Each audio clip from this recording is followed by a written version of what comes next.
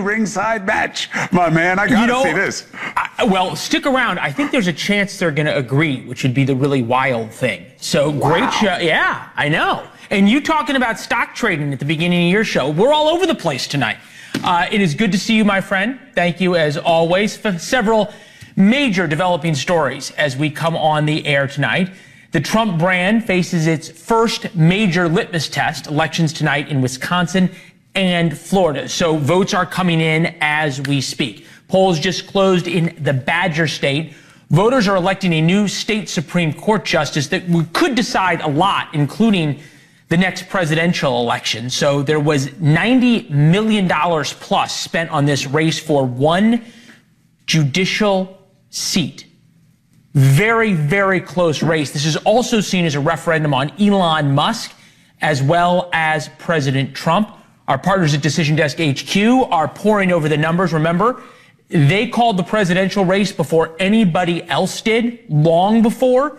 So when they call it, you will be the first to know, as will the rest of the country. In Florida, the Trump brand held strong. Both Republican candidates won decisively this evening, even though experts warned, and it was a much closer race than when Donald Trump was on the ballot in those two districts. Victories in Florida, they're going to only embolden President Trump hours ahead of what he has dubbed Liberation Day, April 2nd, when he plans to announce sweeping new tariffs tomorrow afternoon, and he is going to do it, interestingly enough, after the market close, big Rose Garden event, and he has dubbed it Make America Wealthy Again. So this is Ma-Wa. We have Ma-Ga and Ma-Ha, now we have Ma-Wa. And it could very well be the new Inflation Reduction Act. And at this moment, we have to see what happens tomorrow. President Trump risks a Joe Biden-like mistake tomorrow. And that's our Why It Matters memo tonight. Let's look at this event for what it is. Trump is trying to rebrand tariffs as Make America Wealthy Again. It's a catchy slogan, and if it works, he will be thoroughly vindicated. Bill O'Reilly was skeptical last night. There's more reasons to be skeptical tonight. However you brand something doesn't change the fact that tariffs are a tax paid for by all of us. Joe Biden tried to rebrand the Green New Deal the Inflation Reduction Act. Well, it was still the same thing. It was a massive spending bill. The law added rocket fuel to post-pandemic inflation. The Biden presidency never recovered. When it comes to tariffs, President Trump faces two choices tomorrow. He can implement punishing tariffs. They're going to dramatically raise consumer prices, and it would give him more power to negotiate trade deals. He can also announce light tariffs that keep prices low here at home, give him more time to negotiate, but make him appear weak, like he gave in to the current fear factor. And there's a lot of fear out there, whether it's justified or not, we'll get into. There's more fear on Wall Street than anywhere else because Donald Trump is unpredictable. Wall Street, businesses, the economy hate unpredictability. Here is Jim Cramer, who seems a wee bit upset with Donald Trump.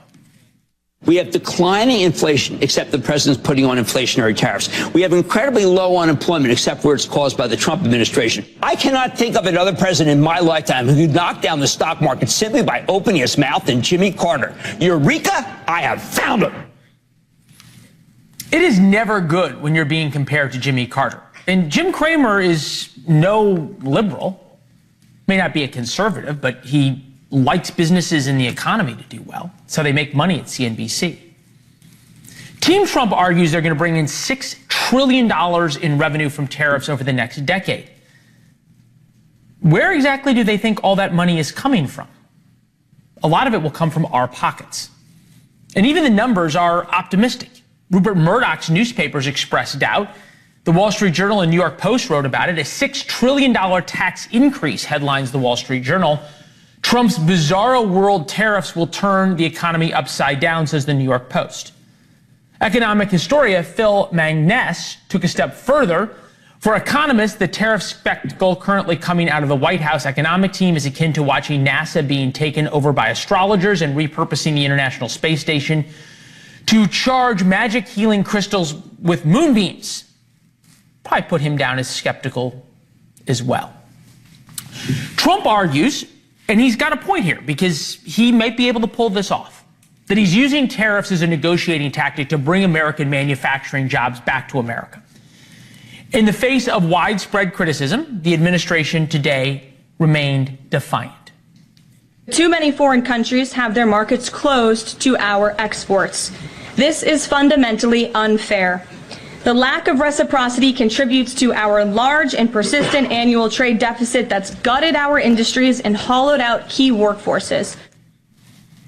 Here's a simple way to think about it. Plenty of Americans use delivery apps like DoorDash, or you eat out at restaurants. If the cost of ordering fast food keeps going up, you're incentivized to stop ordering food and save money by cooking at home. That's what Trump wants to do. So manufacturing is going to come back to America, according to Donald Trump, because tariffs will increase the cost of buying imported goods, of ordering from DoorDash. He wants more companies to make cars, TVs, and washing machines here at home. Those TVs, washing machines, and cars will cost more to buy. It's just the way it is. We begin tonight with Cenk Uygur, founder and host of the Young Turks, and Steve Cortes, senior campaign advisor to President Trump's 2020 campaign. Gentlemen, good to see both of you. Interestingly enough, as I've researched your positions on this, I see that you both sort of agree with this or like this for different reasons. But Steve, I'm going to start with you. Price increases, inflation, killed Joe Biden's presidency. And more importantly, as soon as it started, he lost all of his political capital and power. Right. These tariffs are going to bring price increases, unquestionably. Why does that same rule not apply to Donald Trump? Well, Leland, I don't accept your premise that it's unquestionable because American production can be efficient enough and productivity can rise enough here in the United States that longer term prices do not need to rise. Look, the reality is... Hold on one second. You just said longer term. We can all agree that in the short term prices are going to rise. We just can look back to the last time we went through this with President Trump, raised tariffs on washing machines. Washing machines and dryers went up 15, 17%. I mean, it's just the way we can argue that it's worth it, but let's not fool ourselves. Well, listen, it is likely in the near term that they will rise, but it's by no means certain. But what is certain is that in this country, working class citizens have been disenfranchised and abused for decades. And primarily it's by two factors. Number one, constant offshoring of production overseas. Number two, totally unsustainable debt.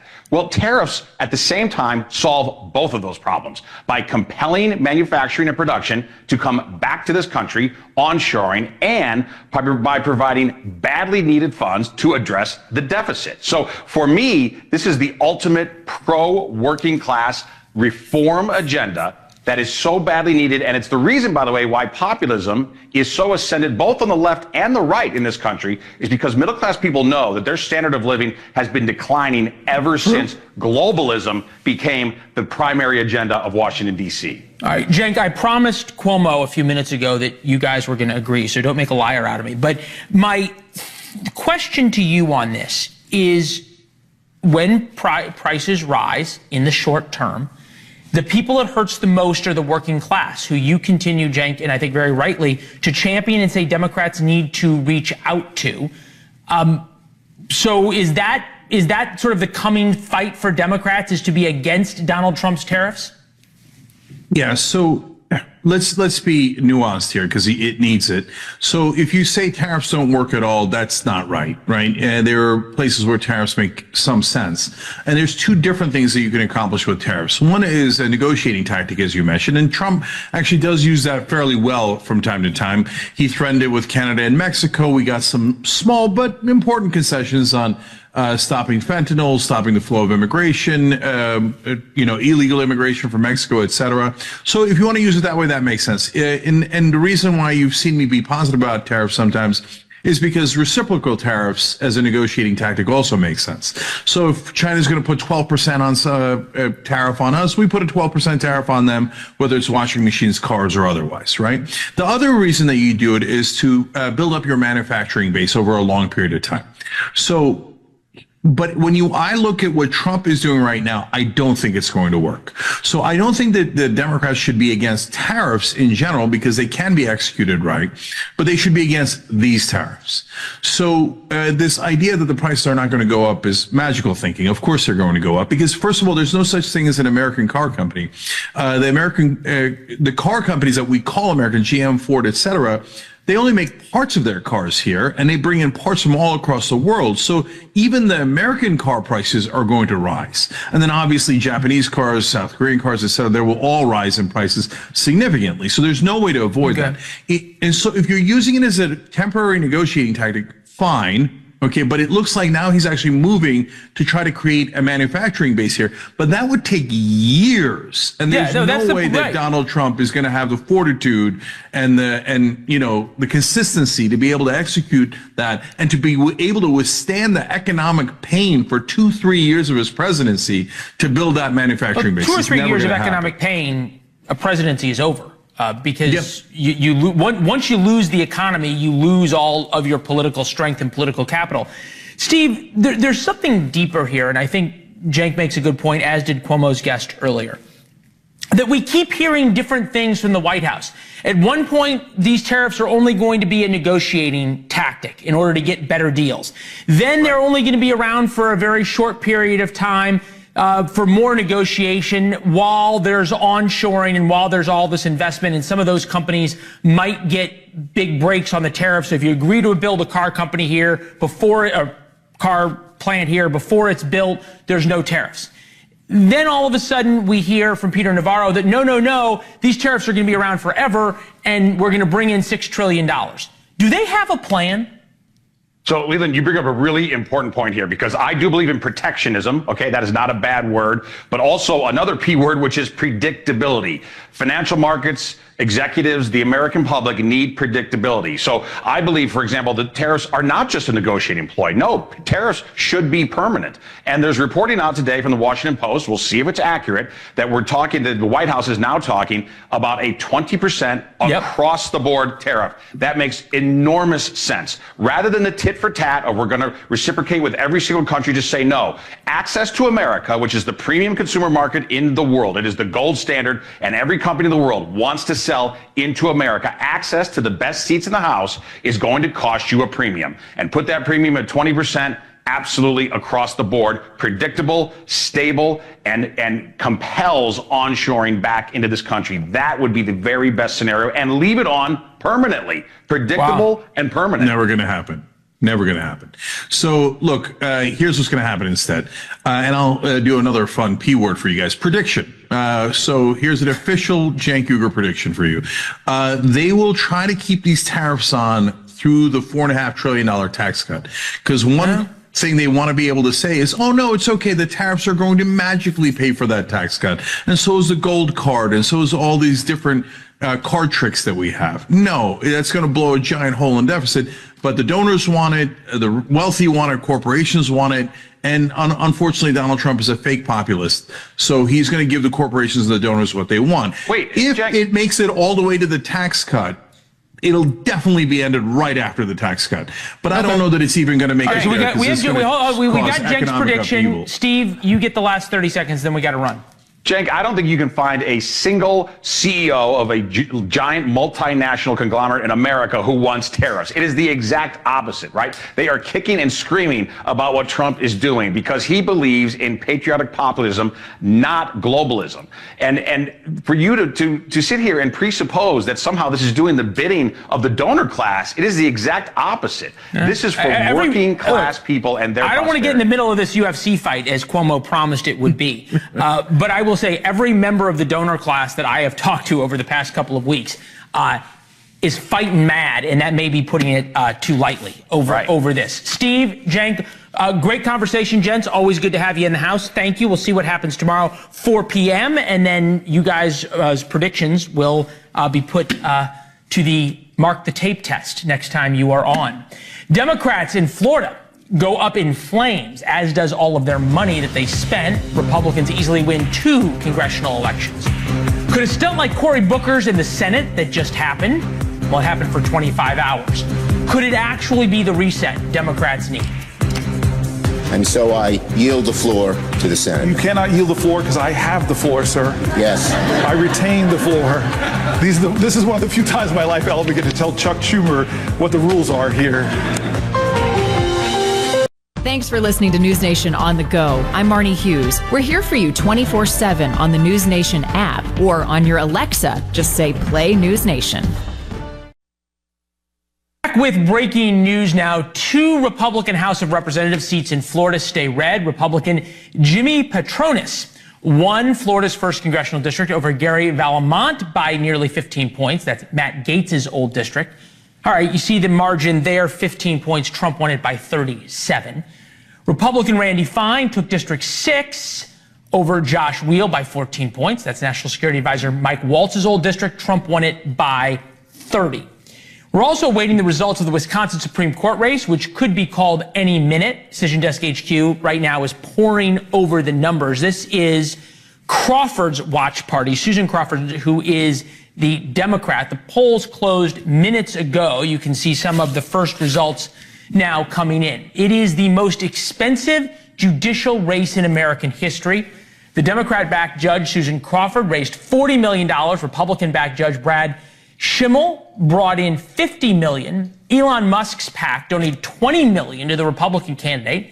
And Musk also spent last weekend holding rallies in Wisconsin. At one point, he was wearing a cheese head. At one rally, he gave away $1 million checks. The House is currently Republican by a razor-thin margin, which means that losing this judge race has a good chance of causing Republicans to lose control of the House. If you lose control of the House, there will be nonstop impeachment hearings. There will be nonstop hearings and subpoenas. With us now, independent investigative journalist Tara Palmieri. We start first, NewsNation's Alex Capriello, live in Wisconsin. Typically an off year race in April for Supreme Court judge, very low turnout, but I understand they've run out of ballots. There is so much interest in this, Alex.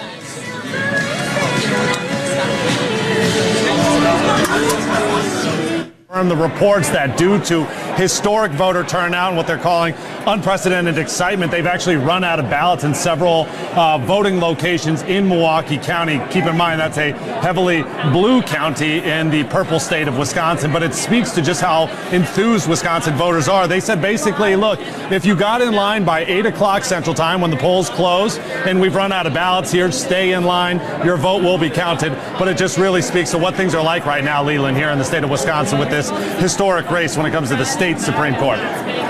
Yeah, you don't often think of national attention on a straight Supreme Court race.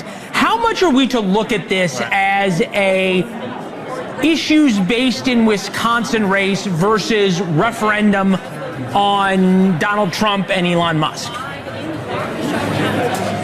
Yeah, it's so fascinating because it was just 2 years ago that there was another state Supreme Court race, which drew big numbers, big money, but nothing like this. And I think it really goes to show that the nation is paying attention because there are things that are happening in Wisconsin that are reflective of the entire nation. Things like reproductive rights being on the line, congressional map redistricting perhaps, but also it's sort of a temperature check, a litmus test is the word that we use to sort of gauge how Americans and particularly Wisconsin voters who are typically on the line, how they're feeling about President Trump within his his 2 months of this second term, how they're feeling about the direction of the country, not to mention the money pouring in from billionaire Elon Musk. A lot of people, raising their eyebrows at that. How do we feel about Elon Musk not only pouring money into this race, but also what he's doing with the Department of Government Efficiency? So I think a lot of eyes are going to be on this race for that particular reason and sort of feel out how things are going here in America. Alex, thank you very much. With us, Tara Palmieri, independent investigative journalist, author of The Red Letter on Substack. I subscribe. You should as well. Tara, great to have you.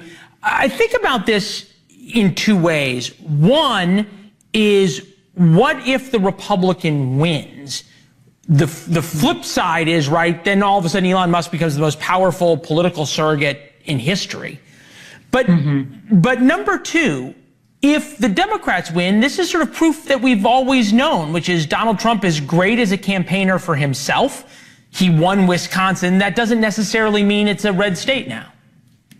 Yeah, I agree with you. I mean, it's hard to really share that secret sauce that Trump has. It works really well in base elections. And I would argue that special elections and judicial elections where, $40 to $50 million are spent on each candidate, they would be considered like base elections because it's really about getting the activists out, people who will actually vote in these special elections. They're highly political, highly motivated people. But it's also just like a reflection of how, the party is feeling.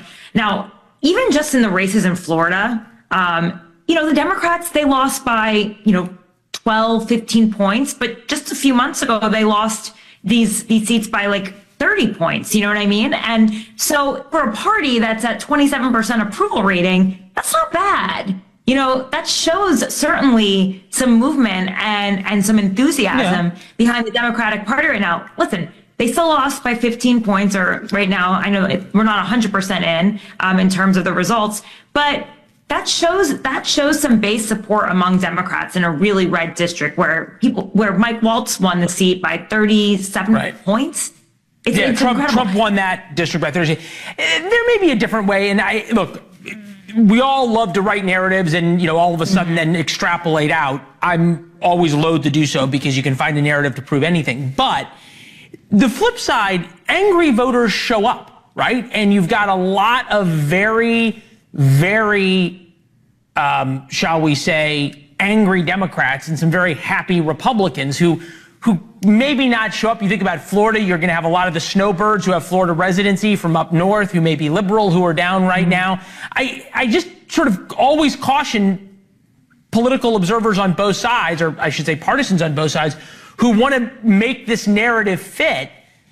It's kind of like if the Democrat wins, and you look at right now what's happening in Wisconsin, yes, the Republicans up, but we're waiting for Milwaukee numbers where they ran out of ballots. Democrat wins Wisconsin. It's a sort of a blue-ish state that Donald Trump won, and two Republicans won in Florida. Does it tell us anything? Yeah, I mean, it's a fair question. Like we said, or like we've been saying, these are really base elections. The people who come out are highly politically motivated.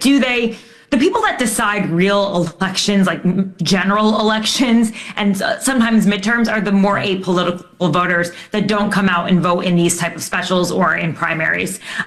So those are the ones who will really give us a temperature check. The one thing, though, I will say is that, I look at how much money was spent on this race. As you said, this is a historic amount of money, nearly $100 million on a judicial race. And it's just like, this is the influence of having Elon Musk. Right. It's not to say that Democrats haven't always been spending money, but if he's going to pour, $20 million into a race, the Democrats have to match that. And so if he decides that $20 million, which is like chump change to him, frankly, if he feels that every single race matters, wild. This is what we're going to see all the time. Yeah, well, the flip side, right, though, and I'll give you the last 15 seconds, is down in Florida, Mike Waltz's district. The Republican who won was outraised 9-1, $9 million to $1 million. So Democrats literally flushed $9 million down the drain in a Republican plus 37, a Trump plus 37 district. You could argue that's just desperation on the other side. Sure, you could definitely say that. I don't think that Elon Musk raised any money, and the candidate, Randy Fine, he won, didn't do much campaigning, assumed that he would just be walking right into the seat. And yeah, I think the Democratic base is certainly very energized. Yes, the Republican won, but they are in the mood for a fight, and they're probably willing to give money, small donations. Yeah, it's their way of fighting back. Tara, exactly. Awesome to have you as always. Thank you. We appreciate it. We'll stay on the issue of Democrats. Senator Cory Booker just finished a 25-hour and 4-minute long speech on the Senate floor. He talked about lots of different things. They all centered on one topic: how much Donald Trump sucks. Booker's performance art, if you want to call it that, reminds us of why Democrats currently have no chance and no message. Complaining about Trump right now is like shouting at the wind. And you do not need to believe me saying that. Believe Democratic voters. Polling guru Frank Luntz held a Democratic focus group to ask them just that. Chuck Schumer's listening to this conversation what piece of advice would you give him? Quit. I think he should step down and let someone else take over. I feel so betrayed by him. Step aside. He's not listening to the people. He's holding the party back. We're missing out on an opportunity for a new voice to rise up and really start to build the foundation. Frank Luntz, pollster and political analyst with us. Frank, a pleasure as always. I'm trying to find the right visualization here because that ballots ran out in Wisconsin, in Milwaukee, deep blue Milwaukee is very telling.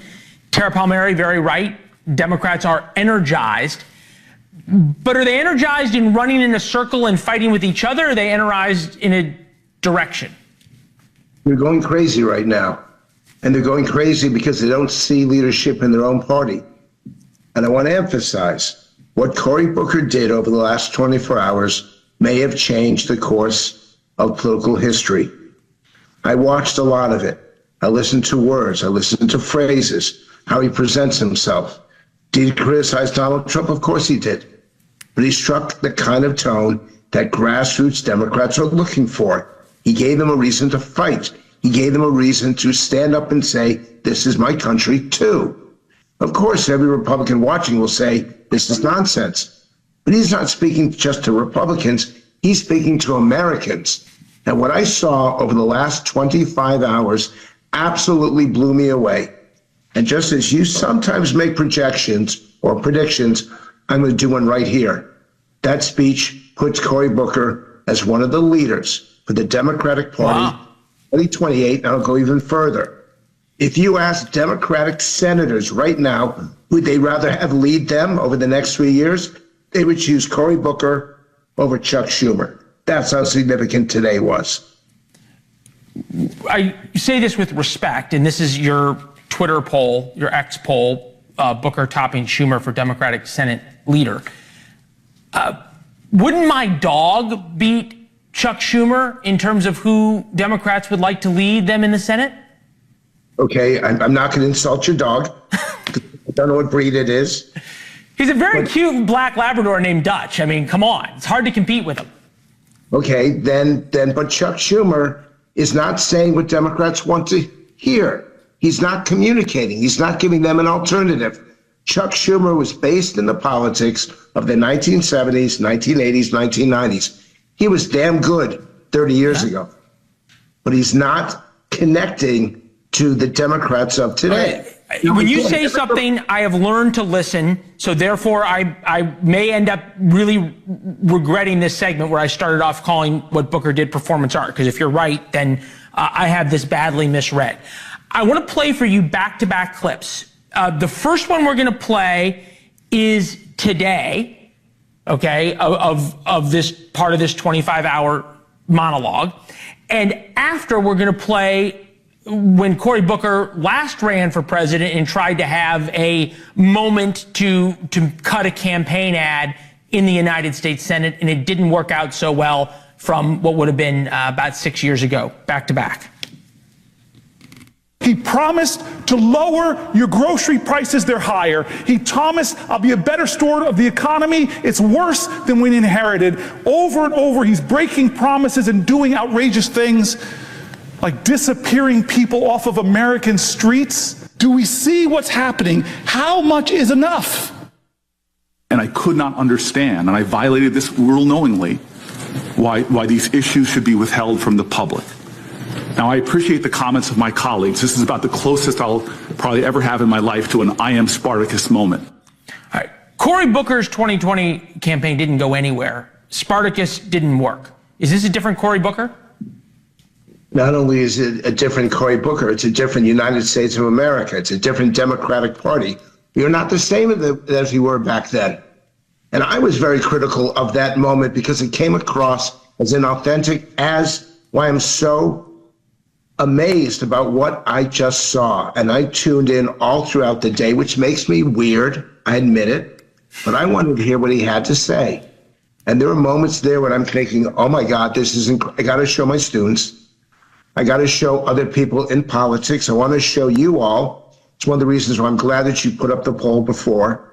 This was a significant moment because Senator Booker, and what he said and how he said it, and the words and the framing, about doing better as a country. Will not work with Republicans, but it will work with independents. It will work with Democrats. And it's what the Democratic Party has been demanding. And frankly, I don't think Chuck Schumer could ever do this. And I listened to him interrupt Booker to tell me he set the all-time record. I'm thinking only Chuck Schumer would interrupt in this meaningful, historic moment to get his soundbite included in that debate. Booker raised some eyebrows tonight, and I'm telling you, he's going to be a Democratic leader going forward, and people are going to be talking about him for 2028. Well, I think that's fair to say that's what he wants. He planned this for a reason. You say he delivered. Frank, the tape is marked. If we are talking, after New Hampshire, okay, in 2028, I'm replaying this clip for you. It'll probably happen before then as well. Frank Luntz, thank you as always. We learn to listen when you speak with authority about something like this. First wrote about this in War Notes, not nearly with Frank's sound reasoning. We're better for having him on. You're better for listening to him. War Notes is your chance for an inside look at the show every day. It is free. Go to warnotes.com and subscribe. You will be delighted, smarter, and more interesting to your friends when you check your email at 7:05 p.m. every day. Warnotes.com to subscribe for free, at Leland Vittert on social media. The Trump White House says they mistakenly deported a migrant to a hellhole in El Salvador, only to backtrack from the White House briefing room. Is that really the hill Democrats want to die on? You're listening to On Balance with Leland Vittert on NewsNation's audio stream. Available 24/7 on the NewsNation app, or just say, Alexa, play NewsNation. Signalgate is gone. Now Democrats and their friends in the media are on to a new scandal to bring down the Trump administration. It comes from the same publication as Signalgate, The Atlantic. Think of The Atlantic as Jim Acosta of Trump 2.0, funded by Steve Jobs' widow.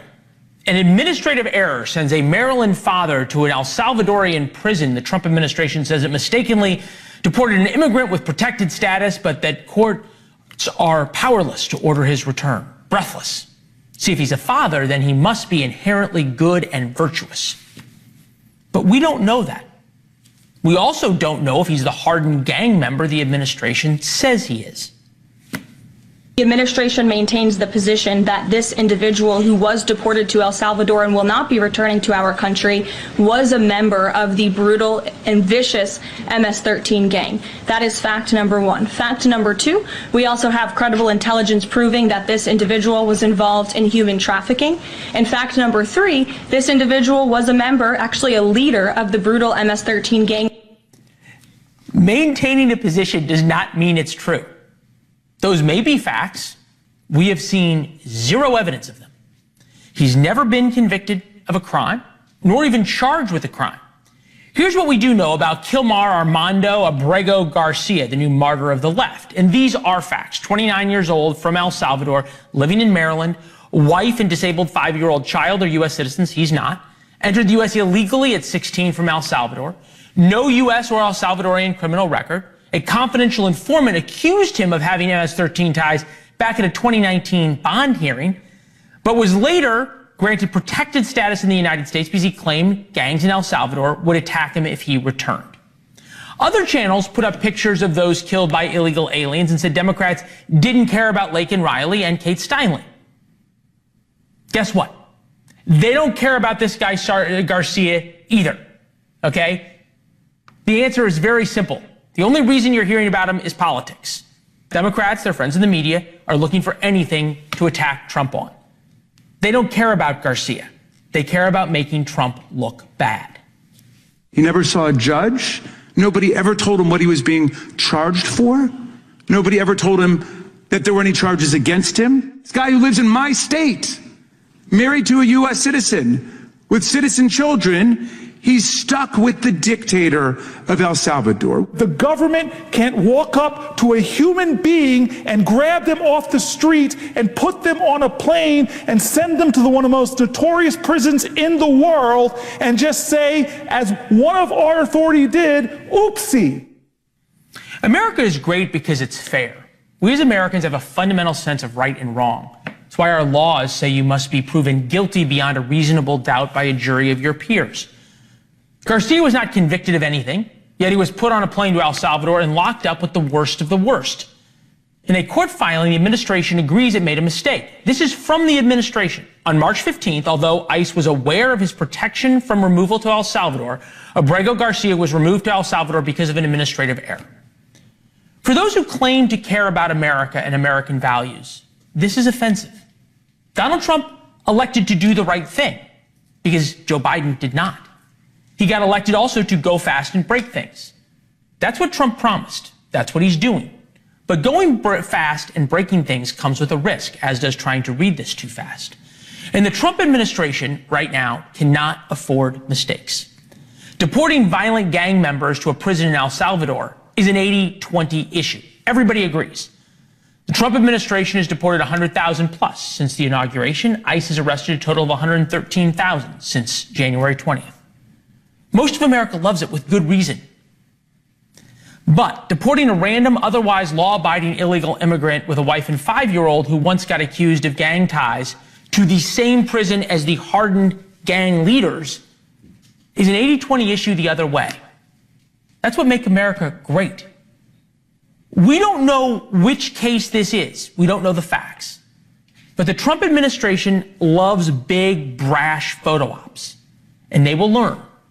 When you do them, you have to be 100% right because America is watching. Breaking news right now out of Wisconsin, and this is big. Our partners at Decision Desk HQ can now project the liberal candidate, Susan Crawford, will win the Wisconsin State Supreme Court race. Susan Crawford winning this is huge. Elon Musk spent tens of millions of dollars, held rallies to try and bring Brad Schimmel over the finish line. Alex Capriello is there at Schimmel's headquarters, where the music is playing. Alex, give us a sense, if there is going to be a takeaway from this, Democrats and Republicans, what's it going to be? Well, I mean, speaking to Wisconsin, I teach it every day that I've covered this election. They tell me that they've never seen anything quite like this, where it came to targeted spending and campaign financing from outside donors, billionaires like Elon Musk and George Soros and Illinois Governor J.B. Pritzker all putting their hands into this election, something that wouldn't normally gather this much attention on a national scale, but really has for this particular race. So to see someone like Elon Musk dumping upwards of $20 million from both personal funds and from PACs affiliated to him, and then to see Wisconsin voters show up and elect the liberal-backed judge Susan Crawford, it really is a blow to Elon Musk, to the Trump administration. As I was just explaining to you, less than 20 minutes ago, this is a litmus test to see how Wisconsin voters in a deeply purple state feel about the direction the country is heading right now, how they feel about how Donald Trump is handling his business in his second term, how they feel Elon Musk is doing in his role in the federal government, in the Department of Government and Efficiency. So really, this just goes to show how Wisconsinites are feeling at this point, electing Susan Crawford, who was not backed by Elon Musk and Donald Trump. All right, so mark the tape right now, 9:47 Eastern, 8:47 there in Wisconsin, 47 minutes after the polls closed. I'm watching all of the other networks right now here. Noteworthy that none of them have projected a winner in this race. Once again, Decision Desk HQ out front, way ahead of the competition, something that we are quite proud of, and proud of their own internal models that allow these predictions early. The turnout, and we're going to see what happened, but Milwaukee came in big in the early vote for Crawford, for the Democrat, which was significant. Milwaukee deep blue, huge turnout. Alex reported earlier that they ran out of ballots in Milwaukee. That enormous, because it shows you the energy among the Democratic base to come out against Donald Trump. Bringing Kurt Bardella, Democratic strategist, NewsNation contributor. Kurt, I understand what Alex was saying, but I question how much Susan Crawford made this about a referendum of Donald Trump and Elon Musk versus how much the media did, the outside money did, and just allowed her to sit back. Yeah, in a lot of ways, I think when you have outside groups pour this kind of big money into something that's all people see on TV and all the ads, you're kind of doing the work for the candidate, for or against the candidate. And sometimes, and we've seen this in special elections in the past, when you spend that much money attacking someone or trying to define a race from the outside, it almost provides an incentive for the local folks to say, you know what? We're not going for that. I remember a special election I worked on, an initiative in Colorado where Michael Bloomberg put a bunch of money in trying to get gun reform passed, and the voters overwhelmingly rejected it. It became a litmus test against outside people more than even the actual candidates and the initiative itself. Okay, there is going to be an enormous amount of people right now on the other networks which still have not called this election.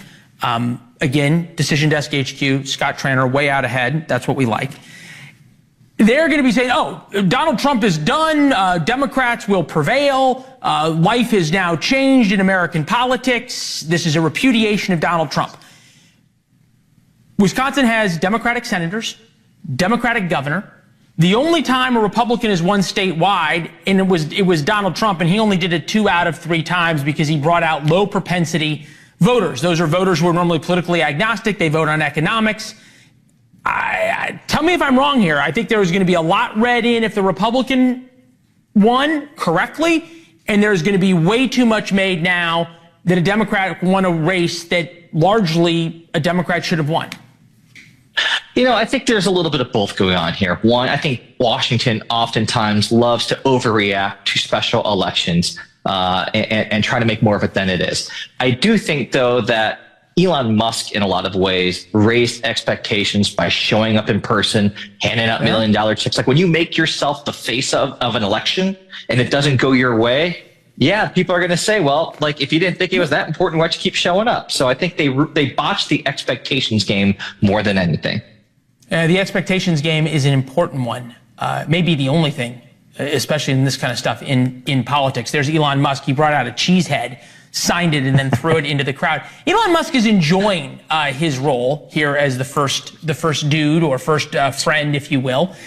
Bring in Scott Tranter, head of Decision Desk HQ Data Science, who called this race now. Scott, congratulations once again. You guys called the presidential race way ahead of everybody else. And once again, you have delivered again tonight. He's like in the clouds right now. Look at him. I know. He's in the data world. He's in the data world. I don't know why I got this new computer background all good, but the numbers are quick. You in the cloud? Okay, Bardella, let me talk to Kirk for a second. Let me talk to Tranter for a second.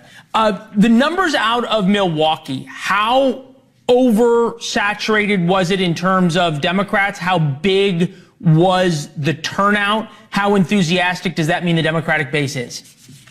Very enthusiastic. Look, the numbers out of Milwaukee are what allowed us to call this race before 10 o'clock Eastern tonight. And I think when we were talking before earlier tonight, if we thought it was going to go past 10, it was going to be a long night. And those numbers out of Milwaukee really made the difference. And look, that's in contrast to what happened in Florida. Both the Republicans are going to have something good to say about overperforming expectations in Florida, and the Democrats overperformed expectations in Wisconsin. Yeah, Brad Schimmel's party there, and I've been a reporter at a lot of losing candidates' parties. Alex is getting in front of the camera here in a minute. It's a little bit like being at a funeral for a nice but distant uncle that no one really cared about, because everybody goes, oh yeah, he ran a great race. That was great. They turned the music up loud. People have a few drinks and leave. The Susan Crawford headquarters, they're going to be jubilant, Kurt Bardella. What should be their takeaways? Well, I think they need to look at the race that they ran themselves and ignore some of the national chatter, ignore the outside money, ignore the Elon Musk Trump. But it's like, at the end of the day, elections are won on the ground. They're won by getting your side out to vote, having Scott and I used to always talk, there's a specific number of votes you need to get out to win. And if you do everything you can to hit that number, you've done all you can do. Whatever happens outside, whatever money is spent by other people that you don't control, that's on them. But if you take care of your own business, that's usually the success in elections. Look, angry voters showed up, right? Angry Democrats certainly showed up, and happy warrior Republicans who wanted to keep the House of Representatives and see Elon Musk did not. Back real quick to Alex Capriello at Republican headquarters. Did Republicans sort of get the idea that this was an uphill battle? I think they got that impression, but I think that there's confidence knowing that there is a major backer to, in fact, President Donald Trump threw his support behind Brad Schimmel, same with Elon Musk. As you mentioned, it's not just the financial, but actually going to Green Bay, home of the Green Bay Packers, Wisconsin's most beloved sports team, passing out cheeseheads and talking and giving away $1 million checks. So I think that there was a lot of energy in general in Wisconsin behind this Republican candidate. And to the point about energy, there's still a lot here behind me. Clearly, the people that are inside this room do not know that Decision Desk HQ has called this race for the opponent, Susan Crawford. They're playing Fox News on the TVs. We see that they are still not calling the race here on the TVs. But very notably, Leland, I'll leave you with this. This man right here behind me. They'll figure out eventually. They certainly did during the 2024 election when we had called the race, the presidential race, so much earlier. Alex, thank you very much. Scott Trainer, Kurt Bardella, they'll be back with us throughout the week. The big question and the big takeaway from the Supreme Court race in Wisconsin, the headline, the Democrat has won the Supreme Court race in Wisconsin. This was a Rorschach test for the country, maybe not about Donald Trump. He didn't get that involved in this, but there's going to be a lot of questions tomorrow about Elon Musk and whether he helps or whether he hurts in America's heartland. One thing, in addition to the Supreme Court race, you're going to be talking about tomorrow when we come back.